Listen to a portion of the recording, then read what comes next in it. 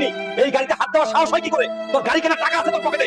Sir, গাড়ি কিনতে আসি নাই, আমার বাবার অনেক আশা এই গাড়িগুলো দেখার, তাই বাবাকে নিয়ে দেখতে এসেছি। সিকিউরিটি, বাপ বেটা দুজনকেই ঘাট ধাক্কা দিয়ে বের করে দাও। আমার বাবাকে অপমান, এই অপমানের বদলা আমি নেব।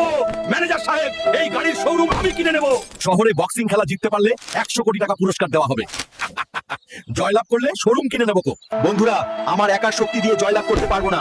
তোমরা সবাই লাইক সাবস্ক্রাইব করে আমার শক্তিকে বাড়িয়ে দাও। এখানে 100 কোটি টাকা আছে, আমি আপনার শোরুম কিনে নিলাম। ঠিক আছে, আজকে থেকে শোরুমের মালিক আপনি আগে। আরে ফকিন্নি, তুই এই চেয়ারে বসেছিস কেন? আজকে থেকে এই শোরুমের মালিক আমি, তোর ম্যানেজারি চাকরি নেই যান। স্যার প্লিজ আমার চাকরিটা বাঁচান, বউ বাচ্চা না খেয়ে থাকবে। বাবাকে অপমান করেছিলি, তাই তোর চাকরি নেই। সিকিউরিটি একে বের করে দাও। ঠিক আছে, তোর যদি চাকরির এতই প্রয়োজন হয়, আজকে থেকে তুই শোরুম ঝাড়ু দেওয়ার কাজটা করবাও। যথাজ্ঞা, ঠিক আছে স্যার।